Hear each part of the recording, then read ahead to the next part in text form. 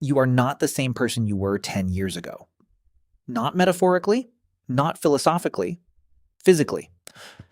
The atoms that made up your body a decade ago are almost entirely gone. Your bones have been replaced. Your muscles have been replaced. Even most of your brain has been replaced. The person sitting in your body right now is, by almost every measurable definition, not you. So what exactly are you? The answer is stranger than anything philosophy came up with. And it raises a question that science has spent 50 years trying to answer and still can't. Not fully, not cleanly, because the closer you look at what you actually are, but the less certain the answer becomes. Let's start with the body, because this is where most people think the story ends. And it doesn't. Your skeleton feels permanent. It feels like the one thing holding you together that has been there from the beginning. But your bones are not static. They are living tissue, constantly being broken down and rebuilt by cells called osteoclasts and osteoblasts working in shifts around the clock. Every 10 years you have an almost entirely new skeleton. The one inside you right now did not exist a decade ago. Your muscles replace themselves roughly every 15 years. Your skin sheds and regenerates every 2 to 4 weeks. Your red blood cells are completely replaced every 4 months. The lining of your stomach rebuilds itself every 5 days. Even your liver, one of the most complex organs in your body, turns over almost completely within a year. By the most conservative scientific estimates, within 7 to 10 years, approximately 98% of the atoms currently in your body will have been replaced by new ones pulled from the food you eat, the water you drink, and the air you breathe. You are not a fixed object. You are a process, a pattern moving through matter. But here's where it gets uncomfortable, because until now this sounds like biology. Interesting, maybe unsettling, but ultimately just mechanics. The body replaces itself. Fine. The you that matters is in your mind. Your memories, your personality, your consciousness. That's the real you, right? Here's what nobody tells you. Your brain is replacing itself too. Not all of it, not in the same way, but far more than most people know. The neurons in your cerebral cortex, the region responsible for your thoughts, your personality, your sense of self, are among the longest-lived cells in your body. Many of them do last a lifetime. But the molecules inside those neurons, the proteins, the receptors, the synaptic machinery that actually stores your memories and generates your experience, those are replaced constantly. Some proteins in your synapses turn over in hours, others last days or weeks. The physical substance that held a memory you formed 10 years ago is not the same physical substance holding it now.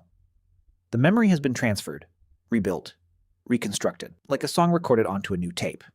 In 2013, neuroscientist Paul Bhatt at the Salk Institute discovered that a protein called ARC, one of the key molecules involved in memory consolidation, behaves in a way nobody predicted. It forms a shell around genetic material and transfers it between neurons. Like a virus, the mechanism your brain uses to move memories around is borrowed from the same biological machinery that viruses use to replicate. Your memories are not stored. They are perpetually rebuilt from instructions. And here is the part that should stop you completely. Every time you remember something, you are not retrieving a file. You are reconstructing it. The act of remembering physically changes the memory. Neuroscientists call this reconsolidation. When a memory is recalled, it becomes temporarily unstable, like wet cement. It can be altered by your current emotional state, by new information, by the simple act of retelling it. Then it hardens again, slightly different from what it was before. You have never once in your life remembered something exactly as it happened. Every memory you have has been edited every single time you accessed it by the person you were at the moment you remembered it. The you of today has been quietly rewriting the story of the you that came before. Which brings us to the question that has been sitting underneath all of this since 450 BC. The ancient Greeks called it the Ship of Theseus. The ship that sailed to Crete had its planks replaced one by one as they rotted, until eventually not a single original piece of wood remained. Was it still the same ship? The philosophers argued about it for generations. They never agreed. But they were asking it about wood and nails. We are asking it about something far more unsettling. We are asking it about consciousness, about the thing that wakes up behind your eyes every morning and believes without question that it is the same thing that went to sleep the night before. Psychologist Daniel Kahneman spent decades studying the gap between what he called the experiencing self and the remembering self. The experiencing self is the one living through each moment. The remembering self is the one that constructs the story afterward. His conclusion was that these are not the same entity. They have different priorities, different perceptions, and they often disagree about what actually happened. You are not one self. You are at least two running in parallel, sometimes working against each other. And neuroscientist Antonio Damasio went further.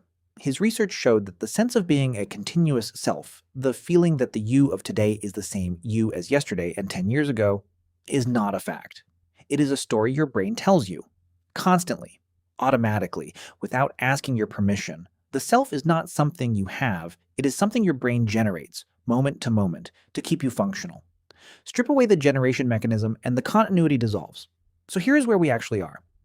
Your body has been almost entirely replaced multiple times. The physical substance of your memories has been rebuilt over and over. Every act of remembering has quietly altered what you remember. The sense of being a continuous person is a construction, not a discovery, and the philosopher's question about the ship has never been answered. There is a version of you that existed at age 7. That version had different atoms, different synaptic connections, different memories that have since been rewritten, and a different brain structure than the one generating these thoughts right now. In every physical sense that science can measure, that child and the person reading this sentence share almost nothing material. And yet, you remember being that child, you feel continuous with them, you carry what feels like their experiences, their fears, their earliest sense of the world. The thread feels unbroken, but the thread is made of something science cannot yet locate or fully define. Not atoms, not neurons, not proteins. Something in the pattern, something in the process. Maybe what you are is not a thing at all. Maybe you are a river. The water is always different. The banks shift, but the river keeps moving in the same direction, carving the same path, going by the same name. Maybe that is enough to count as you, or maybe it isn't. Maybe every version of you that has ever existed was its own thing.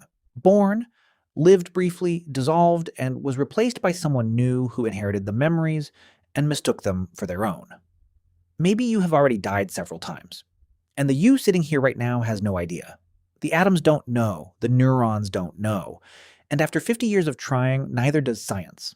Not quite, not yet.